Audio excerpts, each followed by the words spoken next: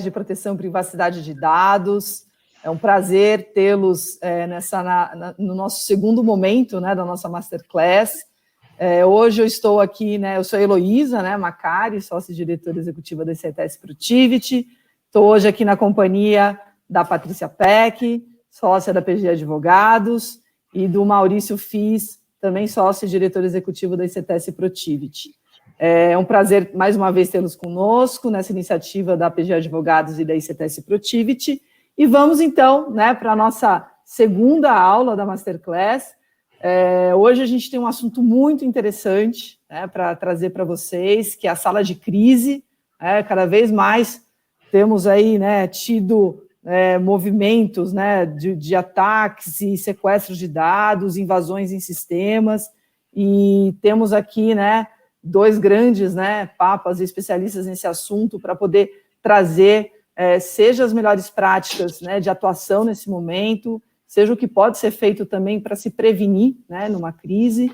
Então, hoje esse tema é um tema realmente com muita informação, com muito dado, com muitos cases, e a gente conta aí sempre com a participação de vocês no nosso chat, para que possa interagir, trazer as perguntas.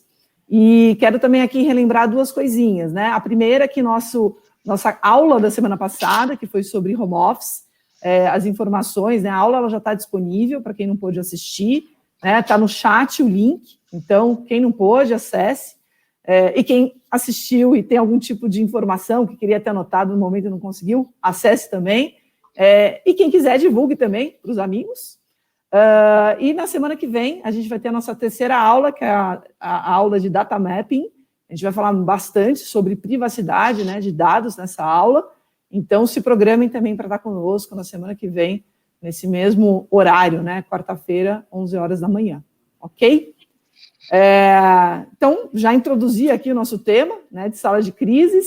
É um contexto que cada vez mais os ataques eles têm acontecido e motivações diversas, não necessariamente com foco em dinheiro, né? Existe hoje motivações políticas, motivações sociais.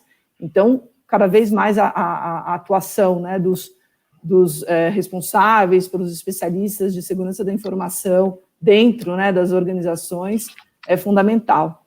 Então, sem mais delongas, tá com você a palavra e sempre aí com as intervenções e ações brilhantes aí da Patrícia ao longo do nosso webinar. Obrigado, bom dia a todos. Obrigado, Heloísa. Oi, Patrícia. Olá, Fias. Bom, pessoal, vamos contextualizar um pouquinho. Acho que não precisamos aqui reforçar, né? Acho que todo mundo que acompanha um pouquinho o que tem acontecido, né, tem visto a quantidade de vazamentos e ataques e ransomware, né? Várias palavras técnicas aí que a gente ouve, seja no jornal, seja no site, seja, às vezes, até, né, nos aplicativos, ou então, né, nas redes sociais aí, que a gente usa e, pô, meu dado está exposto, estou sujeito a isso, minha empresa como está, né? E qual é o motivo para isso, né? O motivo é simples, né? Aumentou e muito, né? Vocês podem ver que o que não era nada 10 anos atrás, né, 2011, estamos falando de 65 milhões de ataques, né, por exemplo, de malwares, né, hoje virou coisa de 1 bilhão de ataques só esse ano, e esse ano estamos na metade, vamos lembrar disso, né, pessoal, completamos aí 6 meses desse ano aqui, 2020, né, já podia ter ido embora faz tempo, mas ok, continuamos nele. Pelo número aí, a gente vai chegar ao dobro, 100% a mais do ano que vem, se não, do ano passado, quer dizer, desculpa, não mais, né? E o Brasil está muito bem ranqueado nisso, né? A gente está aí entre os tops, né, dos ataques, dos vazamentos, né, bem-sucedidos do ano passado, né? Então, nesse gráfico aqui da direita, a gente vê que 77% das empresas, né, brasileiras tiveram algum tipo de vazamento, tiveram algum tipo de ataque que foi bem sucedido. Seja pequena, seja grande, mas teve, né? Então, mais de 2/3 das empresas que a gente faz negócios todo dia, que a gente trabalha, né, e que a gente é cliente, sofreu algum tipo de ataque, sofreu algum tipo de vazamento de dados, né?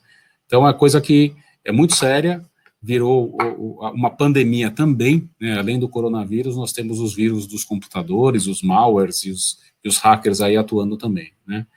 Então, queria agora colocar essa primeira pergunta aqui para vocês. Quanto tempo vocês acham que demora para uma empresa detectar um incidente, né? Temos aí poucos dias, até muitos dias aí. Vamos ver quem consegue acertar aí essa...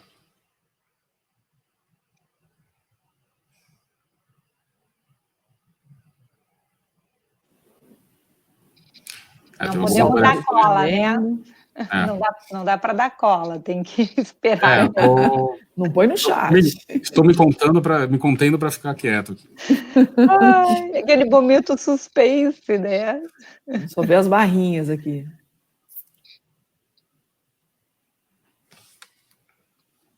Vamos lá, gente. Participem da enquete, né? É o momento interativo.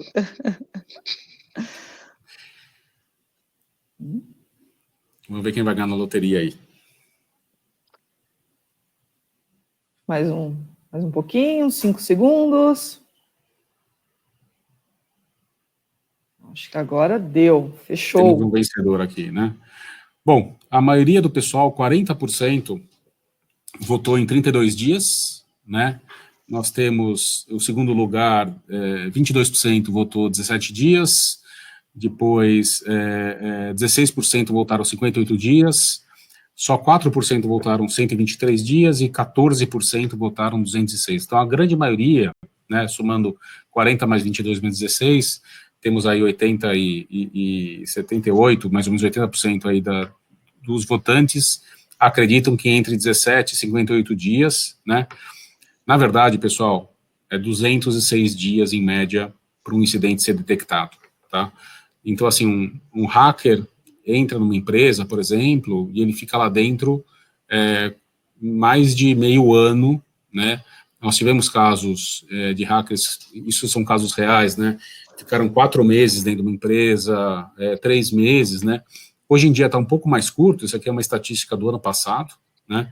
Foi feita com mais de 1.000 empresas, né? Uma entrevista anônima com mais de 1.000 empresas, empresas maiores de 500 funcionários, tá? Então não é empresa pequena, não.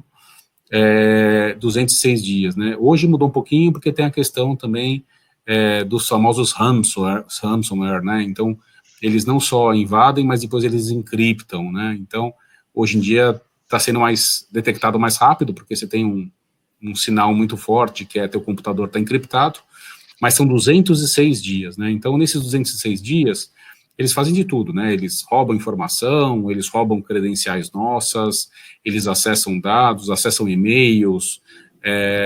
Bom, você imagina o que alguém com a expertise de um hacker consegue fazer dentro da rede em 200 dias, né? Então, é um assunto bastante sério, é um assunto que as empresas não percebem, só vão perceber, infelizmente, quando a gente tem notícias aí na mídia, né? E aí, né, como se preparar para um incidente desses, né? A teoria diz o seguinte, né, eu faço todo um planejamento, uma preparação, eu gasto muito tempo fazendo um programa de gestão de incidentes, um programa de continuidade do negócio, que o pessoal fala, né, e aí eu tenho uma resposta rápida, né, uma resposta ao incidente baseada numa preparação, né. Depois da resposta ao incidente, eu começo a fazer a gestão da crise propriamente dita, né, e a ideia de uma boa gestão de crise, qual é? Né? Uma boa gestão de crise, no fundo, é reduzir o tempo da crise, né? Eu vou ter crise, não tem jeito, vazou dado, meus computadores foram todos encriptados, pegando uma coisa pessoal aí, sei lá, perdi meu celular, é uma crise, né? Como eu vou reagir a isso, né, determina muito o quanto eu vou sofrer nessa crise, né, quanto eu vou conseguir reduzir. Então, a ideia é que essa retomada verdinha aí, ela aconteça o mais rápido possível, baseado numa boa gestão, numa boa resposta ao incidente, né. O problema é que isso é a teoria, né. Quando a gente vai para a prática, né, a prática, infelizmente, é um pouco pior, né. A prática é que as empresas não estão se preparando, né, as empresas, quando pinta a crise, é uma coisa meio atabalhoada, é uma coisa que eu não sei como agir, né? E é uma coisa que está acontecendo, né? A gente tem desde casos, eu peguei casos internacionais, até para não citar ninguém muito nacional aí, mas caso clássico de 2017, né, em que o Uber pagou para os hackers, né, apagarem, né, dados que eles tinham roubado, né? Ninguém vai garantir que o ladrão vai devolver o dinheiro roubado, né, mas ele pagou para apagar, né? Hoje em dia, para vocês terem ideia, né, quando uma empresa é atacada, ela fica fora do ar, totalmente paralisada, em aproximadamente 16 dias, né? Que é uma crise tremenda, né? Você imagine, vamos pensar aqui, um banco, um hospital, uma fábrica parada 16 dias, sem produzir nada, né? A gente sentiu na pele isso com esse Covid, né? Naquele momento da pandemia, ali do começo, a gente não sabia o que fazer, algumas empresas pararam, várias pararam, né? Não só por questão de não ter mercado, mas também porque não sabia o que fazer, né?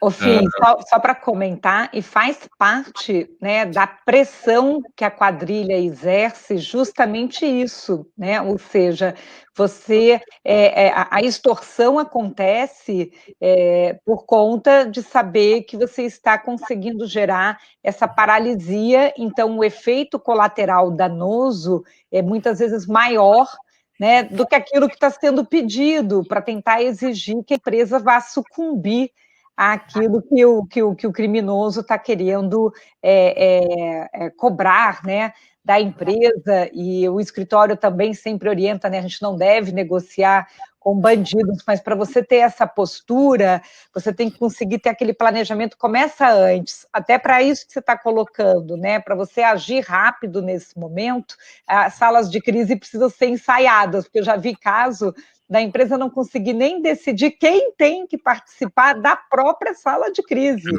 Quem tem que estar na sala de crise, porque ela é sempre um petit comitê. Senão a gente começa a ter aquele problema também de não conseguir decidir, porque tem muita gente debatendo. Exatamente. É isso aí. Então, tem que ser simulado, tem que ser pensado, tem que ser planejado, né? Essa ideia, esse conselho que a gente dá para vocês ao longo hoje, né, dessa masterclass aqui, vamos passar um pouquinho das dicas do que fazer nesses casos, que a verdade é assim, né, não é se vai acontecer, é quando vai acontecer, infelizmente, é uma coisa dessas, né. Bom, vamos para a segunda enquete, então. Ô, Heloísa, eu não sei se é o caso de comentar, a gente tem recebido algumas mensagens que aparecem meio no private, então acredito que não seria para falar ou abrir quem está comentando, mas tem alguns comentários aqui dizendo assim que estimou um tempo, né, que em 30 dias, em 32 dias, que, né, teve essa questão de, às vezes, a gente subestima, né, acha que uma coisa pode levar um dia, 2 dias, e quando você vê, ela se alonga por um tempo muito maior, né, do que aquele que tinha sido imaginado, e a sala de crise, às vezes, acontece nos lugares mais pitorescos, que a emergência aparece e quando você vai ver, reúne. Eu já participei de sala de crise em situações assim, de ter que discutir com pessoas que estavam em aeroporto, em restaurante, tá? E você diz, gente, esse não é nem o lugar apropriado para a gente estar falando desse assunto. Fala baixinho, gente dentro de avião. Como é que você fala desse assunto com a pessoa dentro de um voo? Não, mas ela tem que ser envolvida. Põe ela na chamada, e a pessoa está dentro, né, de um ambiente que ela não poderia, assim, mas só para ouvir, não fala nada não, porque você está num ambiente público, só escuta o que a gente vai te contar aí nas orelhas, bota o fone. Você cria um outro problema, né, nesse caso, né, você cria até o vazamento da informação que tem que estar circunscrita. É o vazamento, né? Do vazamento. O vazamento do vazamento, exatamente. Isso. Mas é como você disse, né, tem que se preparar, tem que simular, tem que saber o que pode fazer, como fazer, o que não fazer, né? Eu participei de um caso que o presidente da empresa estava num voo, né, transatlântico, dentro do jatinho, então não dava para falar com ele, enquanto que ele não alcançasse a possibilidade de ter uma conexão, a gente não conseguia validar o que tinha que disparar de primeira mensagem. e que a gente sabe que se isso acontece assim, nas primeiras 2 horas seria o ideal, nas primeiras 4 horas, mas provavelmente ele só ser alcançado dali a 8 ou 12 horas, porque era uma viagem, inclusive, para a Ásia, né, coisa desse tipo, e como isso não tinha sido pensado antes, de já ter essas frases pré-estabelecidas, ficou todo mundo paralisado esperando o voo do presidente pousar. É terrível, né? Então, a gente fez essa enquete aqui, perguntando aí se vocês pagariam ou não pagariam, né? Pegando um pouco aquele caso do Uber, né? O Uber pagou para ter os dados não divulgados, né? Estamos aí, né, com um terço pagaria, dependendo do valor, lógico, né? E 2/3 nunca fariam isso, né? Patrícia, qual é a tua opinião sobre pagamento de resgate, e aí até do ponto de vista talvez um pouco pessoal e o ponto de vista profissional, legal, sobre pagamento de resgate? O que a gente faz? Posso pagar, não posso pagar? Como funciona isso? Esse é um ponto muito interessante, né? Nós sempre tivemos uma orientação, né, uma recomendação de não fazer uma negociação com o criminoso, de pagamento, lógico que isso vai depender muito do contexto do caso, né? Porque tem instituições que, dependendo da situação, que nem você tem aqueles ataques de ransomware com uma criptografia de uma base, e que aquela instituição pode acontecer de não ter aquela base num backup. Ou seja, ela de fato fica com o dado sequestrado e se ela não puder recuperar aquela informação, você tem um problema com relação à continuidade do negócio, né? E aí é aquela história que nem quando você fala qual a possibilidade de eu localizar onde está essa informação ou quebrar aquela criptografia da quadrilha, né? Diferente quando você diz o sequestro de uma pessoa, que de repente, enquanto eu dialogo com a quadrilha, a polícia pode achar aquela pessoa e vamos torcer para achar viva, né? Para que não aconteça o óbito. Dados, né? Em princípio, a gente não vai ter uma problemática necessariamente de vivo ou morto. A questão é de você não ter a recuperação daquela base. E aí, quando começaram a sair os seguros de cyber insurance, eles possuem uma cláusula com um valor, a possibilidade de você ter um valor para negociação de resgate de uma base de dados, mas ela tem que estar nessa condição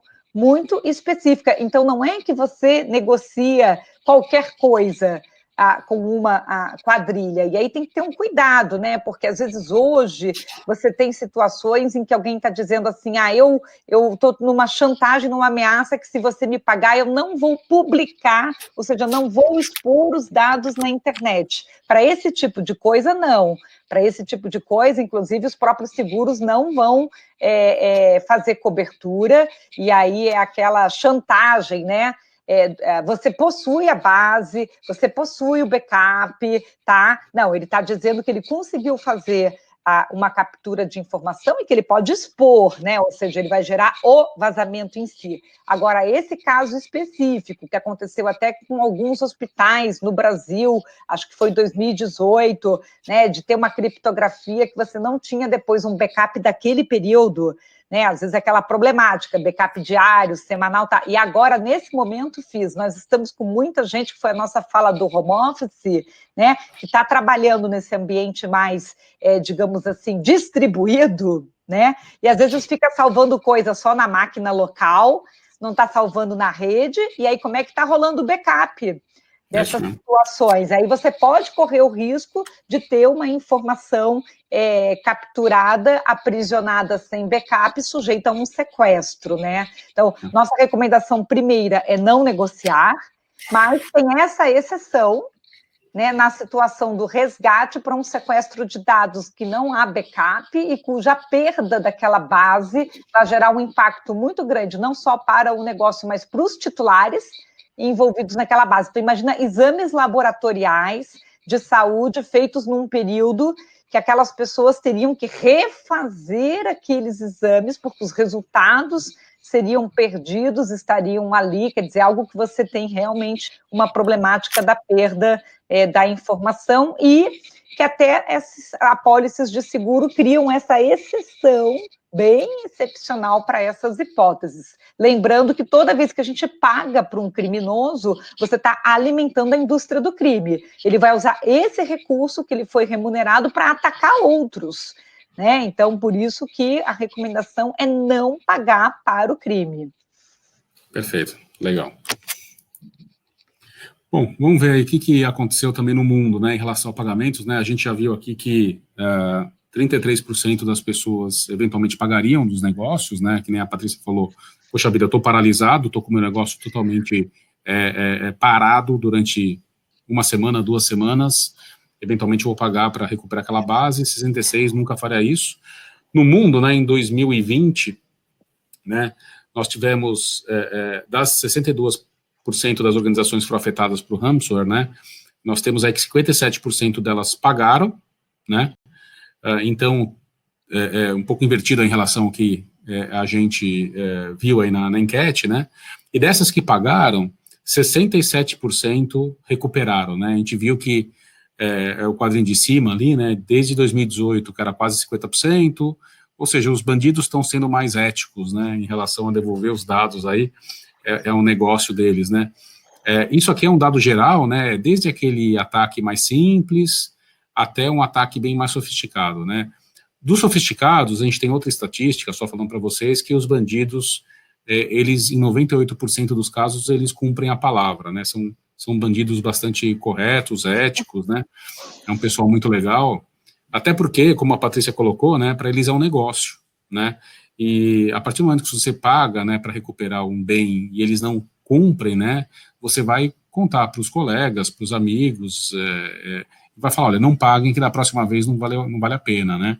Então, até para eles é bom eles cumprirem com a palavra deles, né, então, há uma chance sim, né, temos que ser bastante reais, né, o mundo real aqui, que pagando aí em 67%, a próximo 70%, até 90% dos casos, eles vão cumprir o que falaram, né? Vocês veem que 84% das organizações conseguiram recuperar os dados sem pagar o ransomware, né? Sem pagar o resgate, né? Agora, que custo também, né? Tem uma questão dessas também, né? Se você conseguir, como a Patrícia colocou, ter um backup, recuperar os servidores e tudo mais, dá um trabalho, você fica fora do ar um tempo, mas você também consegue recuperar sem ter que pagar, né? Então, aqui é um pouco o que acontece no mundo real. Tem uma questão aqui, né, que foi trazida, que se mesmo que você utilize, né, o valor do seguro para realizar o pagamento, caso não tenha a recuperação dos dados, mesmo assim a cobertura ela existe pela seguradora? Ou ela é baseada no sucesso, a cobertura? Varia um pouquinho, tá? Tem que dar uma olhadinha, porque você sabe como acontece com os seguros, né? Sempre tem alguma... As letrinhas miúdas. Alguma ressalva, né? Hoje você tem esses seguros aqui no Brasil, a Tóquio Marine tem um seguro, né, dessa natureza, a AGF tem seguro dessa natureza, né? Nós fizemos umas avaliações, nós até fizemos uma live só de cyber insurance com o Cláudio Macedo da Clamap, ele tem uma corretora especializada só em cyber insurance e ele compara essas apólices, né?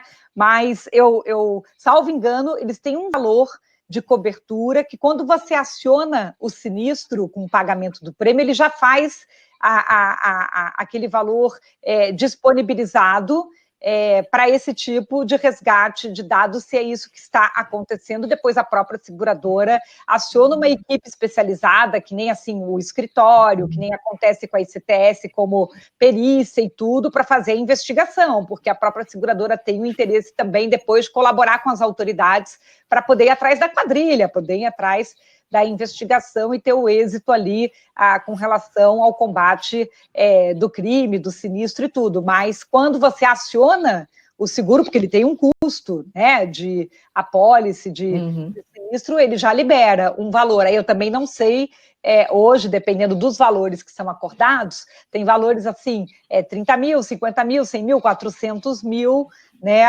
Aí sempre aquele cuidado, né? Às vezes aquela coisa de bandido brasileiro. Já sei qual é o valor que está sendo ali, vou sempre pedir naquele valor, porque aí está garantido no seguro, na apólice, né? Que já, o seguro vai cobrir, então aquele perfil de cliente paga naquele valor. Então a gente tem que ter muito cuidado para isso também não estimular o ataque em si, né? Sim, se tiver conhecimento, né? Se tiver o conhecimento que você tem o seguro, aí ele é atacado nesse sentido, porque aí sabe que o seguro vai cobrir, né?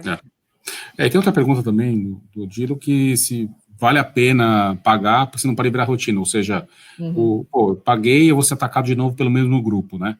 O que a gente tem visto é que eles cumprem com a palavra, né? Então, você também, eles não voltam a te atacar, porque seria aquela coisa, né? O ladrão assaltou tua casa, você deu dinheiro, ele volta no dia seguinte, opa, vamos lá, não, eles têm uma certa ética aí de não tentar voltar, né? Ninguém garante... Pode falar, não? Não, desculpa, Fiz, mas tem um ponto também que é relevante aqui, né? Quer dizer, uma vez que você sofreu um ataque e você chegou até nessa consequência de pagar, né, pelo resgate dos seus dados, né, do funcionamento do teu ambiente, você sofrer isso novamente significa que, né, você não tratou as suas vulnerabilidades, né? Você não fez, né, o seu dever de casa, né? Então, acho que a melhor forma de você responder a uma nova possível ameaça é você fazer o seu trabalho de casa, dentro de casa, para você não ficar novamente refém. Né? Exatamente. Acho que esse é um ponto relevante.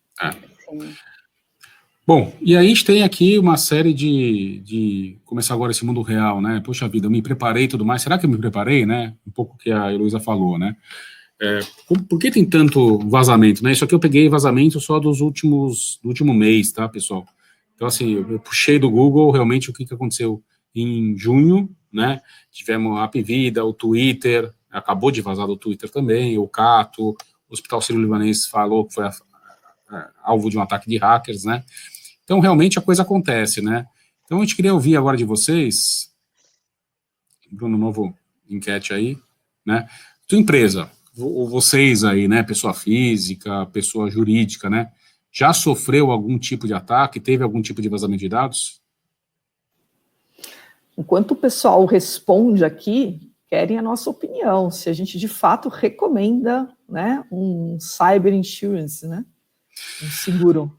Eu recomendo bastante, Elu. Eu acho assim, ele está um custo bem interessante, tá? Então quem puder pagar, ele não cobre só o pagamento, tá? Ele cobre também, por exemplo, o pagamento da recuperação daquele ativo. Então, seja, por exemplo, a questão de você contratar relações públicas para a sua empresa, eventualmente os advogados, eventualmente a empresa que vai fazer a forense do incidente, a recuperação daquele servidor, tudo mais, ele vai cobrir, né? Lógico que ele tem os seus limites, né?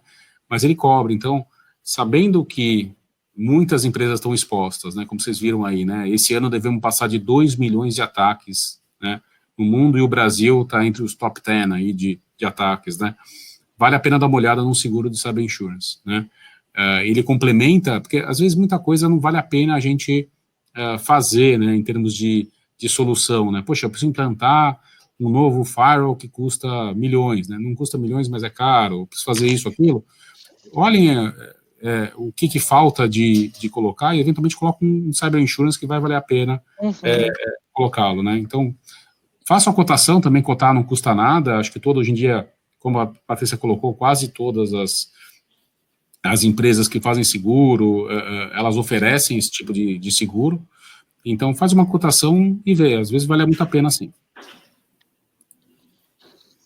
Acho que a enquete aqui já terminou. Então temos aqui, ó, uma boa amostra, né? Estamos com mais de 100 pessoas, né? Então, pelo Ibope Nielsen, é um nível muito bom aí, mais ou menos 39%, 40% das empresas já sofreram um vazamento ou um ataque, né? Então, é um número bastante significativo, né? Eu acho que se bobear, antigamente a gente falava, né? Você já foi assaltado na rua, né? Hoje em dia a gente não ouve mais isso, graças a Deus, mas hoje em dia você foi assaltado digitalmente, 40% das pessoas foram assaltadas digitalmente de alguma forma, né? Então a gente está mostrando aí que realmente é uma realidade para todos nós, se não nós, eventualmente nosso vizinho, nosso colega sofreu um tipo de ataque, né? Então só comparando aqui um pouquinho com o mundo real, né? Voltando um pouquinho, né, desse reporte do ano passado, interessante que esse reporte ele terminou em março, né? No começo da Covid eles terminaram, eles fizeram de março a março, pegou um pouco 2020, para vocês terem ideia, né? As empresas que sofreram ataque, aqui os setores, né? o Brasil está melhor pelo jeito do que no mundo, né? Governo 61%, mais ou menos, né? O setor financeiro, óbvio, é o setor mais afetado, né? Eu acho que todo mundo tenta tirar dinheiro dos bancos, né? Tirar dinheiro de qualquer tipo de instituição financeira, né? Porque qualquer transação é dinheiro, né? Depois você tem varejo, seguido muito parecido com telecom e área de educação, né? Varejo também deve ser motivos de fraudes, temos muitas fraudes em e-commerce, muitas fraudes de pedidos e tudo mais, né? Telecom também, né? Você tem vários serviços, vários planos, educação também, você tem boletos para pagar, né? Então muita fraude de boleto online e tudo mais, seguido por saúde também, muito comum fraude de boleto, você ataca o site para roubar, alterar boletos e tudo mais, seguido de manufatura, indústria e em governo. Então, a gente vê que os números, né, globais são quase, assim, a maioria esmagadora das empresas sofreu algum tipo de ataque, né? E como a gente falou, né, vamos olhar um pouquinho aqui, entrar um pouco na resposta incidente, né? Na resposta incidente, como acontece um incidente em si, né? Começa com que a gente chama de uma violação inicial, né? Então, algum tipo de ataque foi feito, foi bem sucedido, entraram na rede da empresa, naquele servidor, naquele aplicação, né? Começa a ter uma série de incidentes sendo identificados, né? Eu percebo uma coisa estranha, uma outra, finalmente eu descubro que, opa, fui invadido, opa, meu dado vazou, né? E aí eu começo a ter a resposta incidente, né? Eu começo a fazer uma série de teorias, né? Eu começo a pensar como foi invadido, qual é o que a gente chama de paciente zero, né? Muito parecido com o Covid, né? Pô, foi aquele morcego lá da China, não foi? Qual é a cara do morcego? Né? Como ele passou do morcego para o ser humano? Eu faço a mesma coisa, né? Aquele ataque, como ele foi feito, como ele foi transmitido, o que a pessoa acessou, eu começo a fazer uma forense, né? Formar uma série de teorias, testar essas teorias. Mas, ao mesmo tempo, em paralelo, eu começo a fazer tanto monitoramento, eu quero saber se esse hacker continua dentro da rede, eu quero saber que mais ele pegou, né? Será que outras pessoas foram afetadas? Né? Será que meus executivos foram afetados? Né? E eu começo a fazer contenção, eu começo a limitar o dano que esse ataque está fazendo, né? Então, eu começo a cortar a conexão com a internet. Quem passou por um ataque sabe que a primeira coisa que a gente recomenda é cortar a conexão com a internet, porque esse hacker não está dentro de casa, ele está em algum país aí, está fora da minha empresa, então eu quero cortar a comunicação com essa pessoa, né? Então eu começo a fazer a contenção e, por fim, eu faço para remediação. Mas aí, no mundo real, né, uma série de coisas acontecem, né?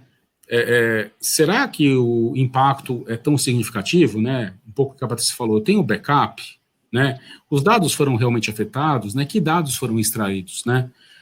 Outra pergunta, né? Eu devo comunicar aos clientes? Quando eu devo comunicar aos clientes? Né? Eu fico quieto, esperando, vamos ver o que aconteceu, né? A gente já respondeu um pouquinho, né? Eu devo pagar? Vale a pena pagar? Não vale a pena? E, como já perguntaram, né? Eu vou ser atacado se eu não pagar? E se eu pagar, o que acontece, né? Então, no mundo real, na resposta ao incidente, tem uma série de questões que a gente tem que pensar antes, né? Eu tenho que pensar, me planejar antes, né? Eu tenho backup dos meus dados, né? Eu sei, por exemplo, isso é caso real, tá acontecendo com a gente, né? Foram extraídos dados, né? E eu fiz a pergunta para a pessoa, eu falei, você já comparou o que tem nesse servidor que foi extraído dados, que eles roubaram dados, né? Incrivelmente a pessoa falou, não pensei nisso, né? Então, vale a pena ter um pouco de tranquilidade, de paz, eventualmente, né, para isso que a gente também está aqui para ajudar, né? Olha, dá uma olhada, vê se esses dados realmente afetam vocês demais, né? Às vezes são dados antigos, né? São um servidor que está largado em algum lugar, o hacker entrou, ele acha que é coisa importante, porque ele não entende português, às vezes é um hacker ucraniano, é um hacker chinês, um hacker coreano, ele acha que é um contrato, na verdade não é um contrato, é só um documento que não tem significativo. Então, vale a pena comparar esses dados, ver se o dano vai ser um dano tão grave, né? A gente tem que ter muita paz muita tranquilidade, né? Em paz nessa hora para tomar a decisão correta, né? Mesma coisa, né? Oi. Tem um ponto aqui que acho que é interessante, que foi trazido, quando que aciona, né, o comitê ou a sala de crise? Qual que é o momento realmente de falar, poxa, de fato eu preciso, né, acionar. O quanto antes, melhor, né? A sala de crise não é só para crise, né? Isso que é muito importante, né? Então, se eu já estou desconfiando que tem alguma coisa, isso é muito comum, infelizmente, né? A gente não quer levar as más notícias, né, para cima, né? Não, deixa eu verificar, deixa eu ver, né? Se eu já chegar para o meu presidente, se eu já chegar para o meu diretor e falar, olha, diretor, eu estou sentindo que alguma coisa está estranha, pode ser isso, isso, isso, eu vou tomar essas medidas, né? É muito mais fácil depois, a resposta é muito mais rápida, né? A aceitação muito mais fácil. Eu ia comentar que normalmente a sala de crise você usa alguns indicadores, né? Então, se o incidente se ele já envolve uma exposição, ou seja, algo que tenha ido para fora, que não é gerenciável para dentro. Então, na hora que você já tem uma notícia de um atacante, já é um evento de fora para dentro, a probabilidade disso se tomar ciência para fora e já traz o risco de imagem, marca reputacional. Se é um setor regulado, que você tem autoridade, independente de não ter ainda a de proteção de dados pessoais, mas tem uma autoridade que é um regulador próprio. Então, por exemplo, você tem Bacen, Anatel, ANEEL, ANS, então todos esses setores que têm reguladores próprios, isso já traz sala de crise, porque você vai ter que decidir se você vai ter que reportar ao seu regulador, sai do âmbito só do risco operacional interno da instituição para ser um risco sistêmico de mercado, eu tenho que reportar ao meu regulador, por exemplo, né? Então, é um evento externo, de fora para dentro, e você é um setor regulado, isso, você é aberto em bolsa, então você tem que prestar contas a acionista, canal de RI, CVM, tá? A mesma coisa. Então, existem alguns fatores, assim, né, que determinam que já vira sala de crise. Por isso que é importante o planejamento, né? Porque você vai ter clareza, né, do momento de acionar. Exato. E saber exatamente quando, né, se eu acionar, eu vou atrapalhar a investigação, né, vale a pena acionar, porque tem casos também que eu quero monitorar esse atacante, né, ele está dentro de casa. A gente teve um caso num e-commerce em que estava sendo atacado, né, a posição foi monitorar. Então, vamos monitorar o atacante, porque a gente sabe que uma hora ele vai cometer algum erro, né, ele realmente cometeu o erro, era uma pessoa do Brasil, ele entrava via VPN, ele entrava via Europa, via vários países, né, mas uma hora ele conectou com o celular dele, um celular da Claro, e foi detectado, inclusive, ele conectou, a gente pegou o celular, fez a quebra de sigilo e tudo mais. Então, eventualmente, você pode decidir não comunicar, né, para fingir para o atacante que ele está tudo bem, que ele não foi detectado ainda, ele facilita um pouco a coisa, né, ele fica cada vez mais corajoso, cada vez mais imprudente, e você consegue pegá-lo. Mas são casos bem específicos, né, como a Patrícia colocou, tem questões regulatórias, né, então a gente tem que, por isso que é importante comunicar antes, conversar antes, detectar alguma coisa estranha, vale a pena já formar essa sala de crise. Aí é muito interessante, como foi falado antes, né, uma sala de crise pequena, menor, mas que você consegue tomar as decisões corretas em vez de você correr para apagar um incêndio e se prejudicar ainda mais numa crise. E a gente tem uma abordagem, né, um pouquinho de como tratar a crise, né. A crise começa com uma boa governança. A gente vai detalhar um pouquinho mais depois, não vou me estender muito aqui nessa slide, né. Então, você começa com o comitê de crise, com a sala de crise montada, bem planejada, né. Você aciona o plano de emergência, que é o plano de resposta, os protocolos rápidos, o plano da gestão da crise, que é mais estratégico, né. O que eu vou comunicar, quem eu vou comunicar, meus funcionários, o que eu faço com eles? Estão parados?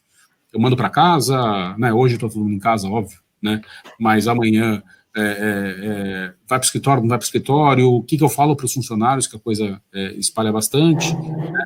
Eu aciono o meu controle de ameaças, né? Como eu falei, vale a pena a gente começar a fechar os buracos por onde esses atacantes entraram, e por fim, eu monto um centro de controle dessa emergência. Eu preciso ter alguém que coordene tudo, que ouça o mercado, que ouça os funcionários e consiga monitorar e me dar mais informações, mais dados sobre o que está acontecendo. Né? Fiz, eu ia comentar aqui, até respondendo, né, duas questões que foram colocadas.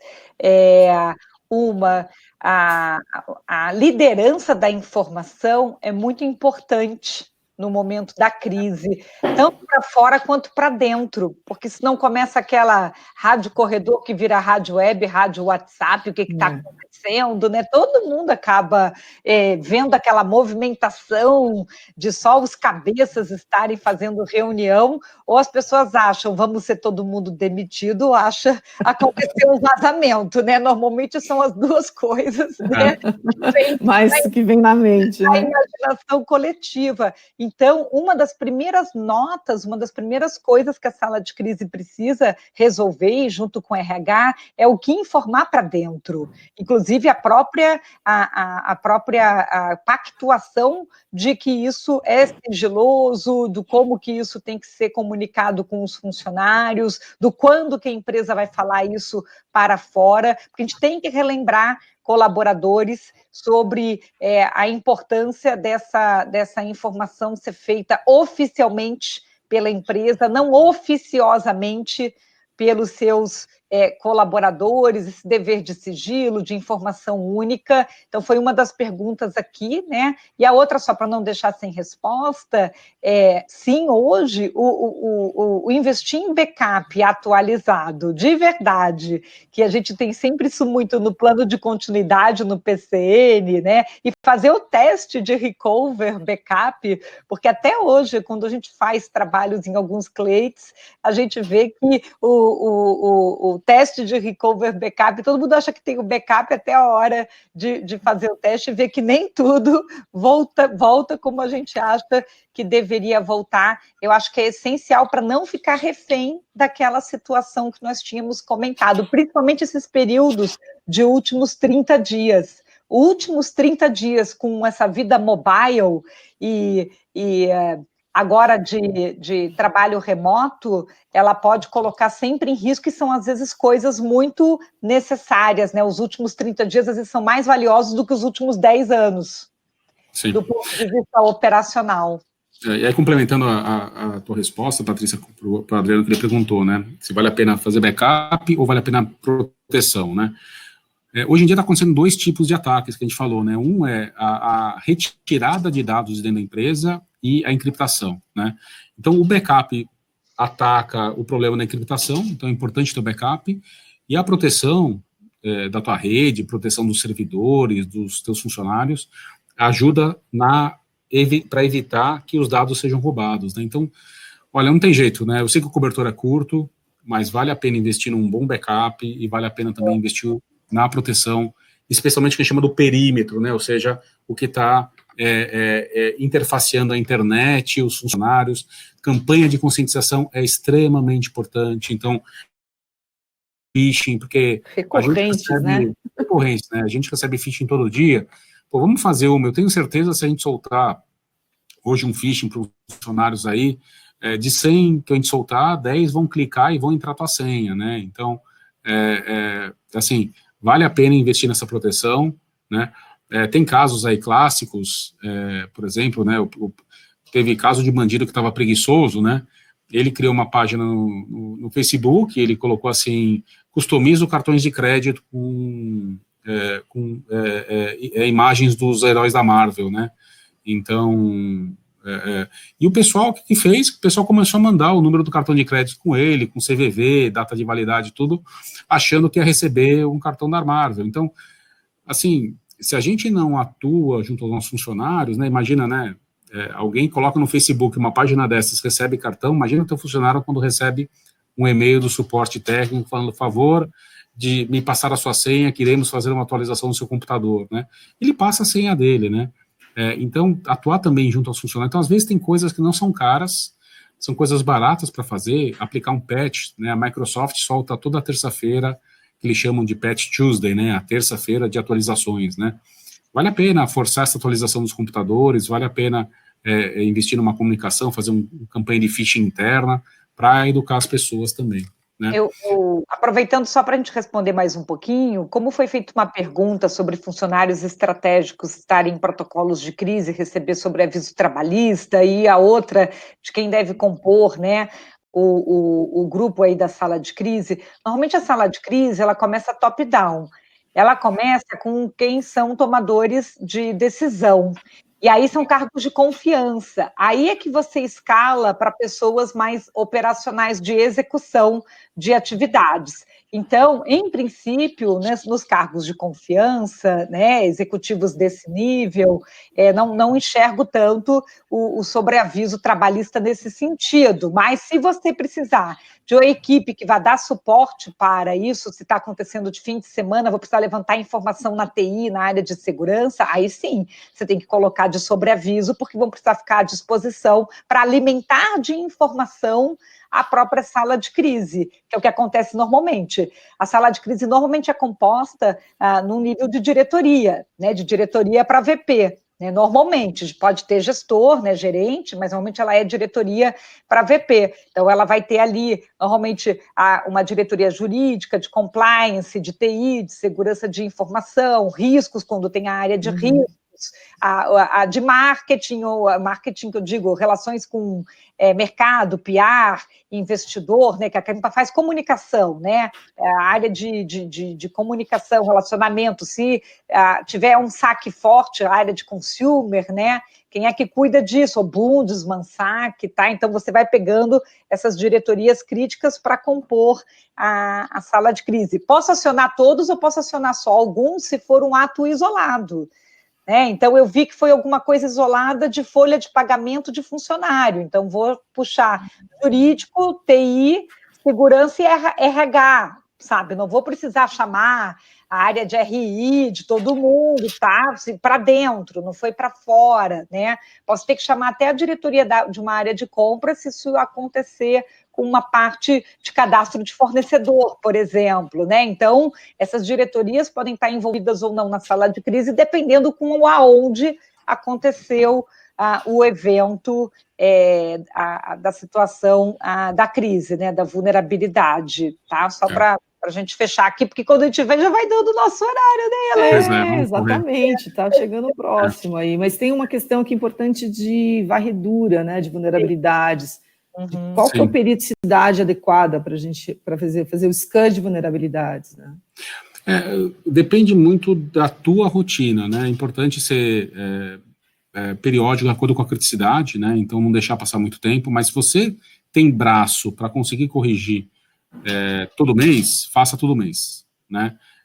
Se você não tem braço, vá trimestralmente, mas é importante estar atualizando, né? Então, é importante ter essa rotina, também não pode ficar muito tempo, um ano, faço de ano em ano, não, esquece, né? Já passou, já foi invadido e tudo mais, mas depende muito do braço. O que o pessoal, uma boa prática a fazer é, tudo que é crítico, você coloca um nível de serviço mais agressivo.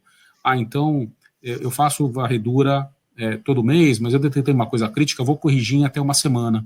Se é menos crítico, eu vou corrigir naquele mês ou naqueles 2 meses, né? Então, depende da tua rotina, combina com o teu pessoal de TI, combina com o teu pessoal de segurança, né? E fazer aqui uma errata, que o Mauro apontou bem aí, o Patch Tuesday, ele acontece uma vez, a segunda terça-feira do mês e não toda semana, eu me enganei. Obrigado, Mauro. Bom, vamos seguir aqui, né? Então, falar um pouquinho agora do cenário regulatório em relação a crises, o que fazer, o que é obrigatório fazer com relação a bancos e outras regulações. Eu até achei bem pertinente a gente colocar esse assunto, já que nós estamos, né, com situações recorrentes de vazamentos em instituição financeira ou ataques, lembrando que a gente tem as resoluções sobre política de segurança cibernética, 4658 de 2018, depois atualizada pela 4752 de 2019, e elas trazem um script, um passo a passo, um how to do que tem que ser seguido, né? Lógico que isso é obrigatório para quem é instituição financeira, mas às vezes muitas outras instituições operam com instituição financeira, né? São fornecedores, então é importante conhecer esse passo a passo, porque você pode estar envolvido em ter que seguir o passo a passo da instituição financeira por conta de prover informação. Então, se eu sou uma empresa de cloud, de nuvem, e aí eu vou ter que seguir o passo a passo da instituição financeira na hora que ela está respondendo ao incidente, né? Ou se eu sou um outro tipo de fornecedor. Então, já é necessário, nessas previsões da regulamentação financeira, ter um trabalho preventivo, né? Que é esse fluxo da sala de crise, de elaborar cenários de incidente, de ter que definir procedimentos de controle, de já gerar uma classificação de dados, porque assim, quando acontece o envolvimento da base de dados, eu sei se ela está no nível risco 1, risco 2, risco 3, só pelo tipo da base envolvida, e aí eu consigo definir melhor o parâmetro para avaliar a relevância do incidente e escalar o incidente, né? Porque, de repente, foi uma lista, uma base de e-mails, que nós mandamos e disparamos um e-mail marketing de leads. Isso é muito diferente do se eu tiver ali uma base que analisa histórico de crédito, por exemplo, é bem diferente, né? Ou se eu tiver uma base que tem, inclusive, senha sem hash, né, de correntista, tá, aí nós vamos, ou eu tenho documentos que são digitalizados para poder fazer oferta, então tenho documento de CNH, de RG, tá, digitalizados, colocados numa pasta que ficou aberta na internet. Então, quando você já gera essas classificações, permite rapidamente na sala de crise você escalar qual é a gravidade do incidente, que tomada você vai ter. Legal. Vamos falar um pouquinho, então, dos componentes aí que a gente falou da sala de crise agora, né? Um pouquinho da nossa experiência, né? Como a gente falou antes, né? Tenta envolver o mínimo de pessoas necessárias, né? Então, a Patrícia falou, se é um incidente de RH, vamos envolver o RH, o jurídico, o CEO, lógico, né? Então, avaliar quem envolver, né? E já teve casos em que tinham, literalmente, tá? Quase centena de pessoas envolvidas na crise, né? Então, terceiros, todos diretoria, todos vice-presidentes, né? Infelizmente, a coisa não anda quando é assim, né? Então, você fica em calls, né, diários, você fica em calls, às vezes, mais de um por dia para alinhar todo mundo, para comunicar, a decisão não é tomada. Então, importante colocar o mínimo de pessoas possíveis, né? Então, quando se for definir a sala de crise, define o mínimo possível, que nem a gente falou, né? Define fóruns, grupos, trabalha com grupo técnico, grupo jurídico, relações públicas, RH, e também muito importante, nossa experiência, é você ter uma agenda periódica, né? Em vez de falar, olha, vamos trabalhar hoje e a gente se liga no final do dia, não, vamos combinar. Todo dia, no horário X, a gente se fala, você tem 24 horas para trabalhar na crise, para ter respostas. Lógico, se é uma coisa mais crítica, vamos combinar 2, 3 horários no dia. Então, a gente entra às 9, a gente se atualiza depois do almoço e final do dia a gente fecha para ver como andou, mas dá tempo das pessoas trabalharem, né? É muito comum na crise você passar mais tempo conversando, exigindo, demandando de quem tem que tomar as decisões, ou quem tem que trabalhar para recuperar o ambiente, do que deixá-los trabalhar. Então, é muito importante a recuperação ser rápida e dar tempo para o pessoal trabalhar e não ficar mudando a estratégia todo o tempo. Outro fator importante também, então, na emergência e no plano da crise, né, definir um gestor, né, para esse plano, né, dar a responsabilidade para uma pessoa, né, aquela pessoa vai ter a responsabilidade de tocar todo o plano de emergência, todo o plano de recuperação, seria um gerente, vamos dizer, de projetos, a gente chama de um PMO, né, para ele tocar essa crise para vocês, ele coordena os calls, ele coordena os planos, ele faz as anotações que tem que fazer, ele lembra as pessoas das decisões tomadas, senão fica aquela coisa, como eu falei, né, nas reuniões cada um lembra de um pedaço, cada um puxa a sardinha para o seu lado, e não tem alguém que pega todo o big picture, pega a estratégia geral da contenção da crise, né.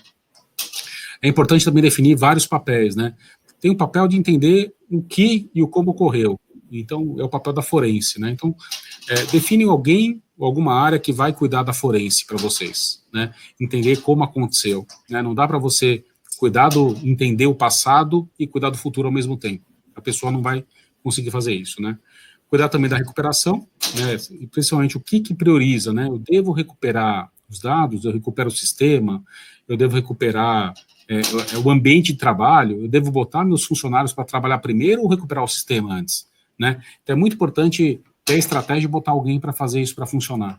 Né? Eu ia fazer um comentário, Fiz, que hoje em dia, né, tem tido algumas abordagens de alguém de fora bater na porta da empresa, mandando às vezes um e-mail para o CSO, o CISO, dizendo, eu identifiquei uma vulnerabilidade e aí eu quero poder te mostrar, mandar uma evidência, como é que a gente vai fazer isso? E esse primeiro contato, às vezes o próprio gestor fica receoso, né? Mas ao mesmo tempo você quer saber que vulnerabilidade é essa, por isso vai aquele ponto inicial da negociação, né? E às vezes essa abordagem você não sabe se você está lidando com um atacante, uma quadrilha, disfarçando da oferta gentil de uma pessoa querendo ser proativa, mostrando uma vulnerabilidade, e pode ser que seja o caso, ou ainda alguém querendo ofertar serviço de segurança, mas com uma técnica do tipo, eu te mostro onde você está descoberto se você me pagar, que às vezes essa abordagem ela pode ser um tiro pela culatra, porque acaba lembrando muito a técnica da máfia, né? Do tipo, se você me pagar, eu te protejo. Isso é realmente muito ruim. Então, às vezes, até quem quer ofertar seu serviço de segurança, cuidado com a forma como faz o approach. Lá fora, em outros países, tem crescido a oferta de um tipo de programa que é de bug bounty, né? E as empresas colocam, olha, mostre meus bugs, mostre minha vulnerabilidade, que a gente tem um programa de recompensa. Tem lugares que chegam a pagar $5.000, $10.000 de recompensa. O problema é que no Brasil, algumas instituições tentaram criar um programa de bug bounty, mas isso estimulou ataque. Ou seja, com um momento que a gente tem, que teve desde a última crise de 2015, e pessoas assim dizendo, poxa, se você vai me dar 5 mil, 10 mil, ainda mais agora com a crise da pandemia, eu vou fabricar vulnerabilidade, entende? Quer dizer, não é necessariamente que ela estava ali, mas deixa eu achar um jeito de eu gerar uma porta aberta. Então, a gente tem que ter também um cuidado ao querer estabelecer esses programas, porque aí a gente esbarra, às vezes, na questão da ética, né? Exato, exatamente. Temos 3 minutinhos quase para encerrar. Vamos para os finalmente, né? Então, separar bem papéis e responsabilidades e já conversamos sobre negociação, né? Se vale a pena ou não negociar, né? Eu acho que esse Patrícia. Isso.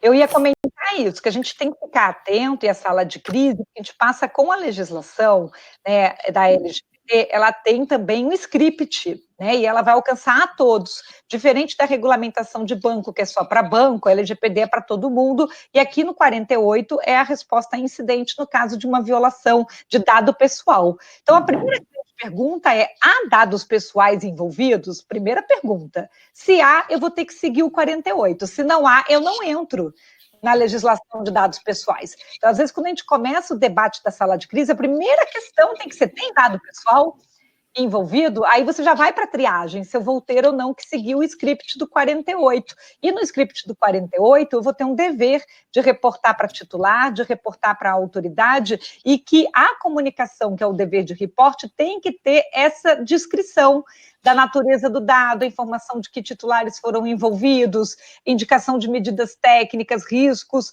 o motivo se tiver tido demora no reporte. Então, a nossa lei, apesar de não ter dado um prazo, que nem o GDPR dá, de 72 horas sem demora injustificada, ela falou que se eu não reportar de forma imediata, eu tenho que justificar o prazo razoável. Então, qual é o meu razoável? Qualquer coisa além do imediato já tem que ter algum tipo de justificativa.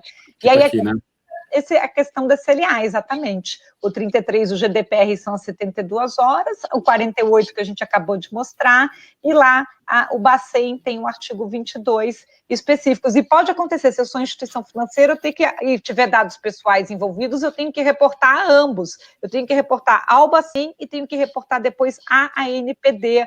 E aí, por enquanto, a lei do LGPD está com previsão de entrar em vigor no dia 3 de maio de 2021, com aplicação de multas a partir de agosto de 2021. Só que isso está dependendo da medida provisória 959, que está tramitando. Ela tem que ser convertida em lei até o dia 27 de agosto desse ano. Se isso não acontece, a LGPD entra em vigor no dia 28 de agosto desse ano. Então, a gente ainda está vivendo um pouco de suspense com relação à entrada em vigor da legislação de proteção de dados.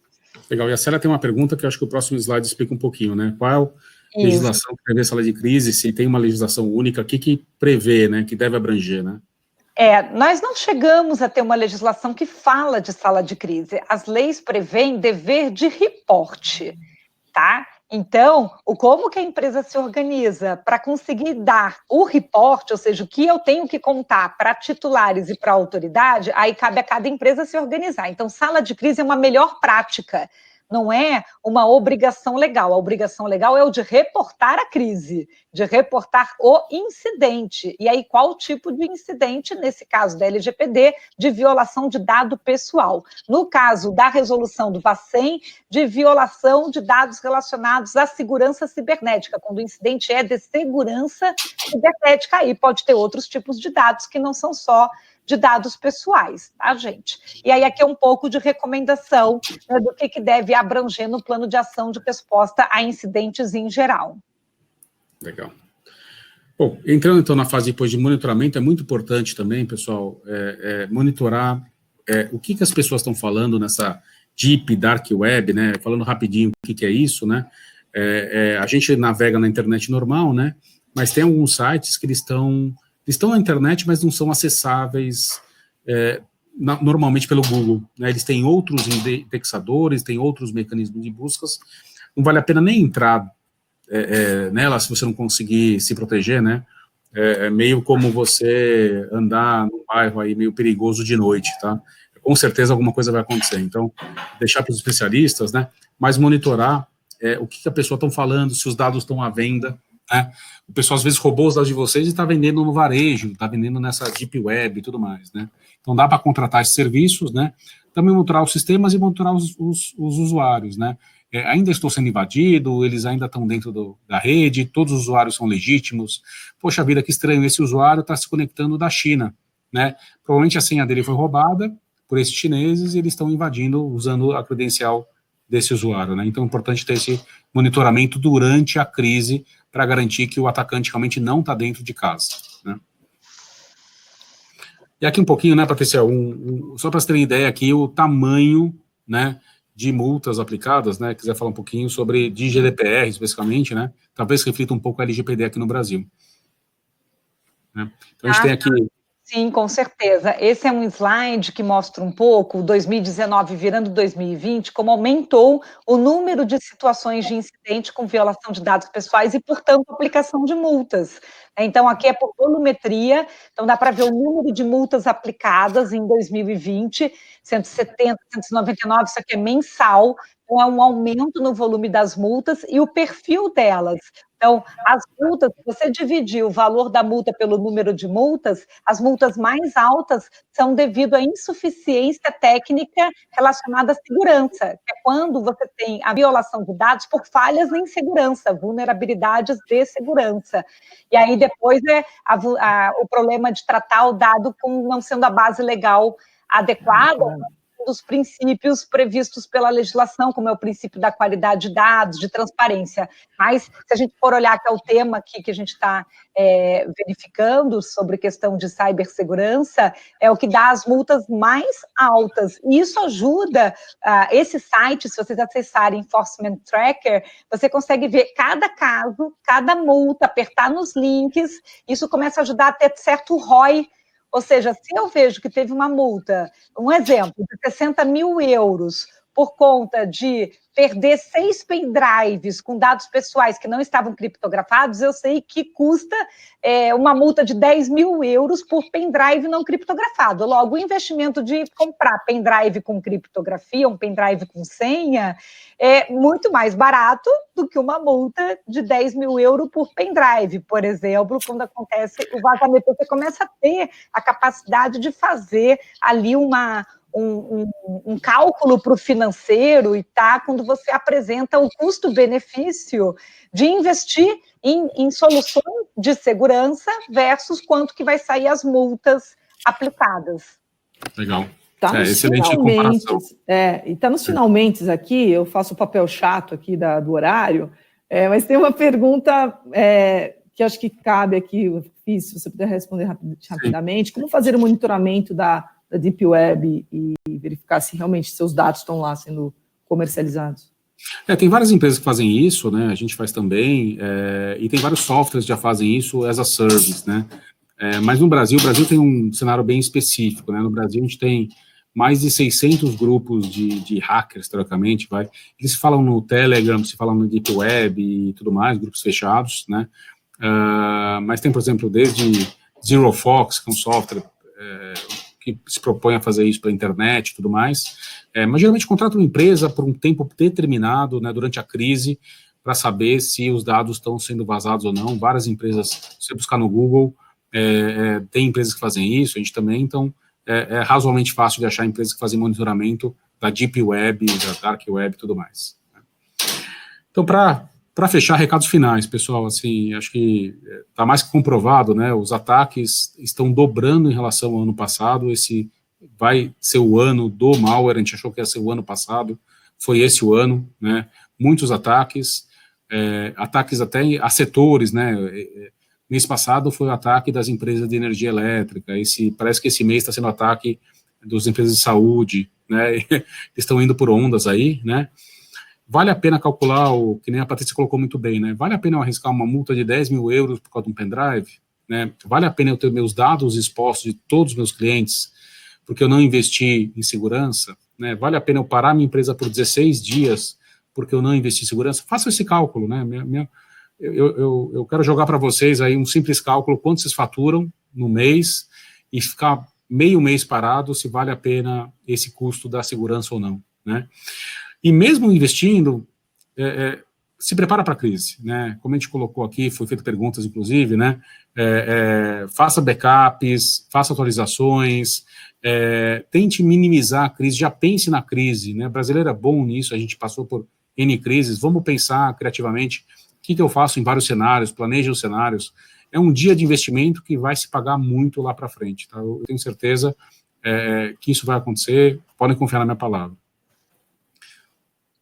Acho que é isso, né? Acho que de apanhado final e a gente lembrar, né? Não adianta. Acho que aquela frase seguro morreu de velho, né? Às vezes é melhor ter e não usar do que precisar e não ter. Acho que quando a gente fala de sala de crise, o ideal é a gente ter, sim, o plano da sala de crise, quem compõe, fazer aquela matriz que identifica situações mais recorrentes, mais comuns, dos tipos de ataques e vulnerabilidades que podem acontecer. Você consegue desenhar isso dentro de uma matriz e dizer, para essa situação, essas pessoas são acionadas e essas são as primeiras providências que a gente toma nas 24 horas iniciais. Isso hoje já tem condição de ser trabalhado, quando a gente leva esse tipo de workshop dentro da empresa, quando você escreve qual que é o procedimento de dar andamento, como hoje também já tem condição de escrever aquela primeira frase, né? Tivemos um comprometimento com uma base de dados, ou tivemos uma situação de incidente que ainda está sendo apurado, vamos apresentar mais esclarecimentos e informação nas próximas 24 horas, ou seja, essas frases que você já vai liderando a informação, seja para público interno, para público externo, já podem estar validadas para primeiras publicações, para você não perder tempo e acabar até, foi o que a gente disse, vazando vazamento, ou cada um contar uma coisa diferente, que aí vai só agravando, já está ruim, pode ficar pior, não é verdade? É isso aí. E lembre-se, né, a reputação você pode demorar anos para construir. E ela ser, colocada, né, jogada para o ar em um incidente de crise, né? Então, esse preço não existe recompensa, né, para esse preço. Uma coisa muito importante que você comentou até na nossa outra atividade, rola, às vezes, até a fake news da crise, ou seja, o que eu quero dizer, às vezes você tem que responder num incidente que nem é um incidente, alguém cria o incidente por você e fica todo mundo batendo cabeça dentro da empresa para saber se a gente está tendo um incidente. Então, você tem que acionar todo mundo. Gente, a gente está tendo um incidente porque alguém posta na internet que você está tendo um incidente e você dentro de casa fica achando, será que eu estou que nem marido traído, o último a saber? Quer dizer, todo mundo tendo incidente, menos eu sei, né? Então, você também tem esse tipo de situação. Exato. Gente, passou muito rápido, como sempre. A gente, né, passou até um pouquinho do horário. Agradecemos aí vocês que ficaram até o final. Então, o convite fica aqui, né, para a semana que vem, né, no dia 15 de julho, às 11 horas, a última aula da Masterclass de proteção e privacidade de dados, em que a gente vai falar bastante sobre data mapping, ok? Gente, muito obrigada. Patrícia, Fis, foi ótima companhia, e principalmente de todos vocês online. Tá, Tchau. boa semana.